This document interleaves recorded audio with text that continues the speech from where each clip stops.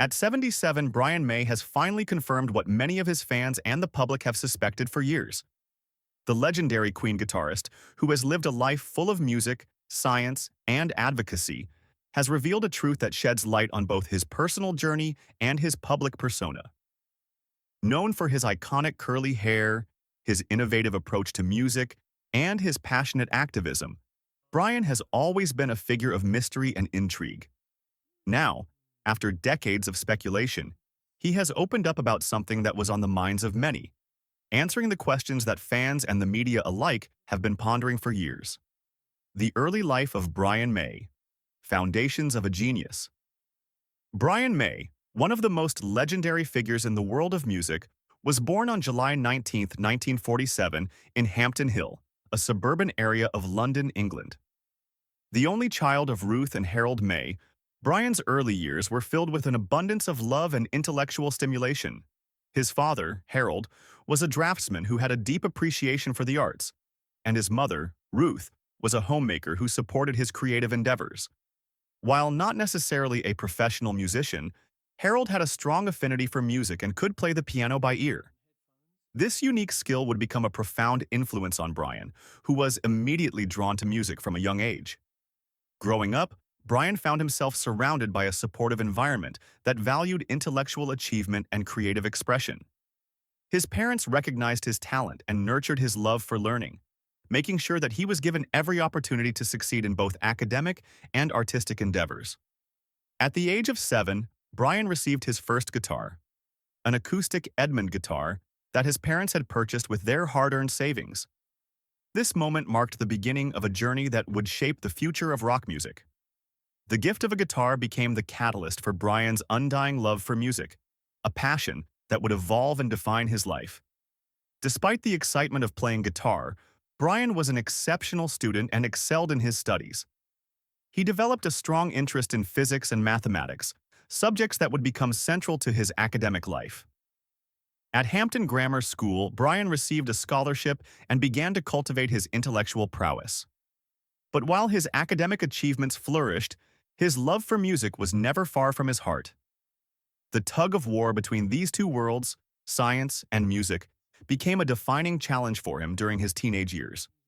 The spark of creativity, building his own guitar.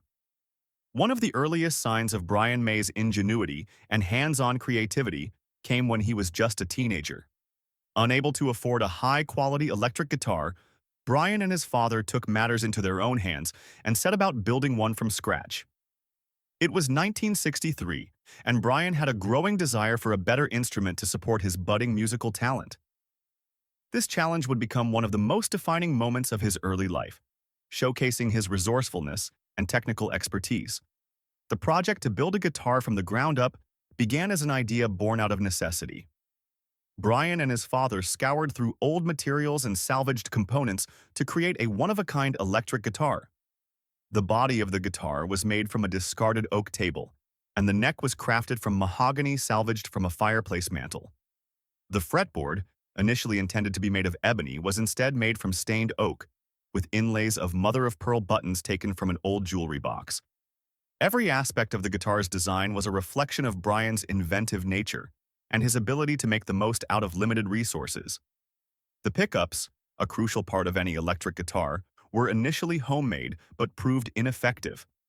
Rather than abandoning the project, Brian opted for Burns Trisonic pickups, which he then modified to reduce noise by filling them with epoxy resin. Perhaps the most notable aspect of the Red Special, named for its distinctive color and now revered as one of the most iconic guitars in rock history, was its custom-designed tremolo system. Brian and his father couldn't afford the commercial tremolo options available at the time, so they crafted their own, using a knife-edge pivot, an aluminum bridge, and small rollers to reduce friction. The use of motorcycle valve springs to provide the necessary tension for the tremolo system was an inspired touch, showcasing Brian's engineering ingenuity. After years of meticulous work, the Red Special was finally completed in 1965. Brian May's Red Special would go on to define his sound and style, becoming the cornerstone of Queen's music. The guitar's distinctive sound contributed to some of Queen's most iconic songs, including Bohemian Rhapsody, We Will Rock You, and Somebody to Love. Even in the face of technology and mass production, Brian continues to use the Red Special for live performances and recordings, a testament to the personal connection he has with the instrument. The formation of Queen, from Smile to a global phenomenon. The road to Queen's formation was anything but smooth, but it was during this time that Brian May's resilience and determination would prove essential. In 1968, Brian, alongside fellow Imperial College London student Tim Staffel, formed the band Smile. They were soon joined by drummer Roger Taylor. Smile started out as a small band, performing at local bars and clubs, primarily playing covers of popular songs. While their music was well received, they struggled to capture the attention of major record labels. By 1970, Smile had yet to find widespread success. Tim Staffel, who was a pivotal member of the band, decided to leave the group to pursue other projects, leaving Brian and Roger with a decision to make. It was at this pivotal moment that Freddie Mercury, then known as Fred Bulsara, entered the picture. Freddie, who had a unique stage presence and powerful voice, joined the group, and his arrival changed everything. With his magnetic personality and vocal prowess, Freddie soon became the leader of the band. Freddie's vision was bold and ambitious, and he convinced Brian, Roger, and John Deacon, who would join the band as the bassist in 1971, to change the band's name to Queen. The name, according to Freddie, encapsulated the grandeur and elegance that they wanted to convey through their music. It was a fitting choice for a band that would go on to create music that transcended traditional boundaries, blending elements of rock, opera, classical, and more. From this point on, Queen began to chart their own path to greatness, defying the norms of the music industry. Their early years were filled with hardships, including financial struggles and a lack of recognition. The band often lived in substandard conditions, pooling their resources and sharing food in order to save money. Despite these challenges, Queen remained steadfast in their pursuit of creating music that was both innovative and emotionally powerful. The breakthrough, from rejection to global stardom. Queen's early music, including their self-titled debut album released in 1973, garnered attention but did not immediately lead to commercial success. It wasn't until their second album, Queen II, 1974, that the band began to build a dedicated following. The album featured the band's signature blend of complex compositions and experimental structures, helping to establish Queen's distinctive sound. However, it was their third album, Sheer Heart Attack, 1974, that marked a true turning point for Queen. The single Killer Queen reached high on the charts and introduced Queen to a broader audience. The track showcased the band's ability to merge catchy melodies with intricate arrangements, blending rock with a touch of glam.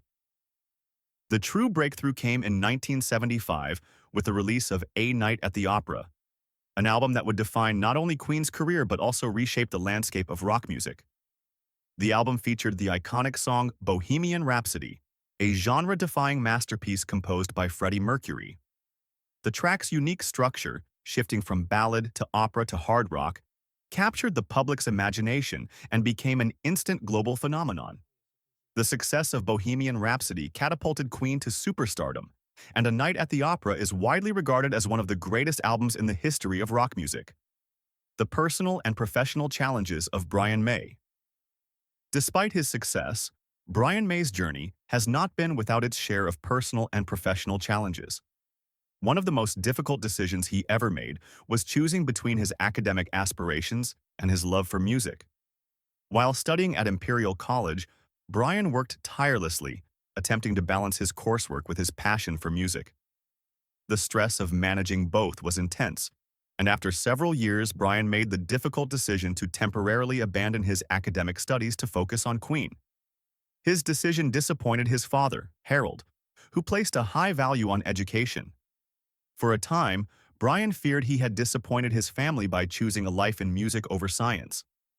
However, years later, in 2006, Brian made the decision to complete his PhD in astrophysics, earning his doctorate in 2007 after completing his thesis on the survey of radial velocities in the zodiacal dust cloud. This achievement was not only a personal victory for Brian, but also a testament to his ability to balance his dual passions for science and music. A passion for science, asteroid day, and astrophysics. In 2014, Brian May co-founded Asteroid Day, an initiative that sought to raise global awareness about the potential threats posed by asteroids and other space objects. The primary aim of Asteroid Day was to educate the public on the importance of understanding and tracking asteroids, which pose a significant risk to the planet, as well as to promote investment in technologies that could protect Earth from catastrophic impacts. Brian's involvement in this initiative reflected his lifelong fascination with space and his scientific background, specifically his academic expertise in astrophysics. May's deep-seated interest in the universe was sparked long before his involvement in music. In fact, Brian had initially pursued a career in astronomy and physics, earning a degree in astrophysics from Imperial College London in the early 1970s. However, his love for music ultimately led him down a different path, and it wasn't until later in life that he fully returned to his scientific roots. As a result of his contributions to the world of astronomy and science, an asteroid was named in his honor, asteroid 52,600 May, as well as another called 17,400 Freddie Mercury, in tribute to his late bandmate. These names were a testament to the significant impact Brian had, not only in the world of rock, but also in the field of science, highlighting how his legacy extends far beyond Earth. In addition to his work with Asteroid Day, Brian's deep understanding of astrophysics has led to several collaborations and projects that explore the relationship between science and music. His ability to bridge the two worlds allowed him to create compositions that were not only innovative but also deeply rooted in scientific principles. As a scientist, Brian May has also co-authored books, including Bang, The Complete History of the Universe, which delves into the origins and evolution of the cosmos, bringing the wonders of space to a wider audience. His books have received praise for making complex scientific concepts accessible and engaging to the general public, demonstrating his commitment to educating people about the wonders of the universe. Triumphs and tribulations, overcoming health struggles. Despite his intellectual pursuits and musical success, Brian May's life has been far from easy. The guitarist's resilience has been tested on multiple occasions, particularly when it came to his health. One of the most harrowing periods of his life occurred in 1974, when he fell seriously ill with hepatitis while on tour for Queen's album Queen 2. The illness forced the band to cancel several tour dates, and Brian had to return to England to recover. This was a tough time for him, not only because of the physical toll it took on his body, but also because he felt as though he was letting his bandmates down during a crucial time in Queen's early career. His commitment to his music and the band was so strong that he was deeply affected by the idea of failing his friends and fellow musicians. As Brian was recovering from hepatitis, another setback occurred. He developed a stomach ulcer, which further delayed his return to the stage. The illness kept him hospitalized for weeks, during which time he had to grapple with a profound sense of isolation, away from both the band and the music that defined his life. This prolonged period of physical distress marked one of the most challenging chapters in Brian's journey, both as a musician and as a person. Yet, it was also during this time that his resilience and determination were forged. After weeks of recovery, Brian returned to Queen with renewed vigor, eager to continue contributing to the band's success. His determination to rise above these challenges became a defining feature of his character. Personal tragedies, losing his father and Freddie Mercury. In the early 1990s, Brian faced some of the most devastating losses of his life. In 1991, just a few months after the death of his beloved father, Brian's close friend and bandmate, Freddie Mercury, passed away from complications related to AIDS. These back-to-back tragedies threw Brian into a deep emotional abyss. The loss of Freddie, in particular, struck a painful blow. Freddie was not just a fellow band member, he was a friend, and their bond extended beyond the confines of their musical partnership. The grief Brian experienced after Freddie's death was profound, and he admitted that it was one of the darkest periods of his life. He has been open about his emotional struggles during this time, recalling how he felt overwhelmed by a deep sense of loss. "I thought my life was over," he said, describing how depression would descend on him like a suffocating fog, preventing him from finding joy in anything, even music. This sense of despair was compounded by the loss of his father earlier that year, creating a double burden of grief. His depression was so severe that, at times, he found it impossible to function, both personally and professionally. Through this difficult period, Brian found solace in the unwavering support of his second wife, actress Anita Dobson. Their relationship provided him with the emotional stability he desperately needed, helping him navigate through the fog of depression. Anita's steadfast love and support were instrumental in helping Brian rebuild his life and career. She not only helped him cope with the emotional pain of loss, but also encouraged him to reconnect with his music and rediscover his passion for life. Brian has often described Anita as his rock, someone who stood by him when he felt most vulnerable and lost.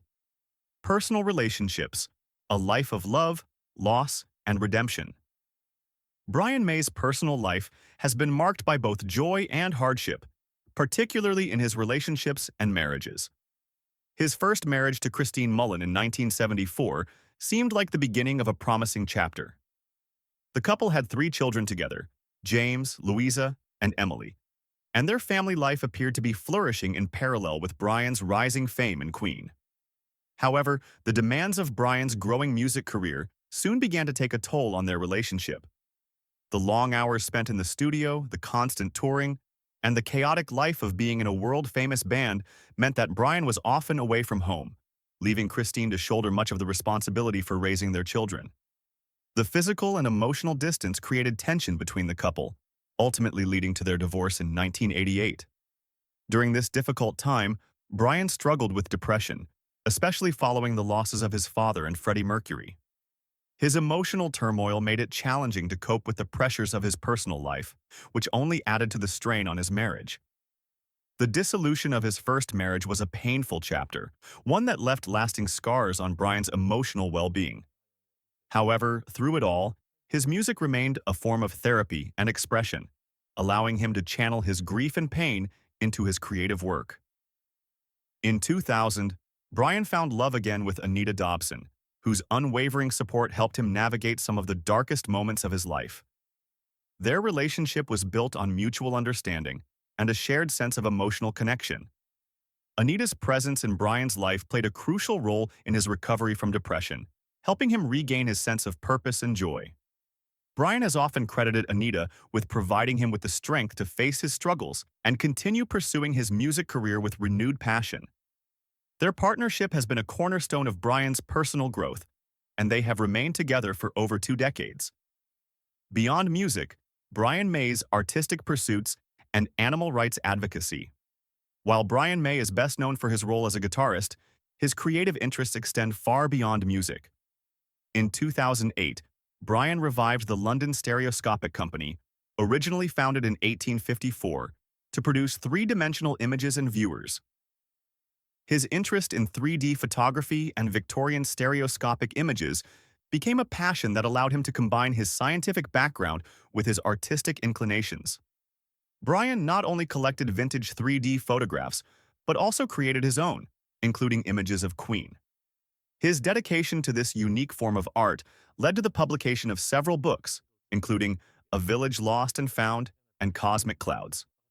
3D, Where Stars Are Born, which explored the beauty of both historical photography and the wonders of the cosmos through 3D imagery. In addition to his artistic endeavors, Brian has been a vocal advocate for animal rights. His passion for animal welfare is evident in his public activism and the various campaigns he has supported throughout his life. Brian's love for animals has led him to take a stand on issues ranging from the cruelty of animal testing to the ethical treatment of wildlife.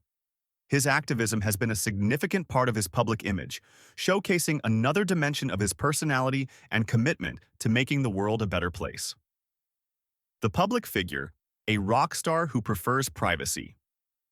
Despite his immense fame as a musician, Brian May has often expressed discomfort with the public spotlight. In interviews, he has admitted that he never sought to become a public figure. His iconic curly hair, while instantly recognizable, has often been a source of frustration for him. In a 1998 interview, he revealed that he sometimes wished he could hide his appearance, feeling trapped by the public's obsession with his look rather than his musical talent. This desire for privacy has led to several controversies, including a disagreement with Seuss, the lead singer of Madness, over a joke about Brian and Anita's similar hairstyles. Brian's response was sharp and direct, expressing his displeasure at the joke and his frustration with the media's focus on superficial aspects of his identity. Brian's reluctance to embrace the fame associated with his success has been a defining trait throughout his career. Despite this, he has remained true to his values, focusing on his work and his passions, whether in music, science, or animal rights activism. His public image is a fascinating mix of celebrity and private individual, making HA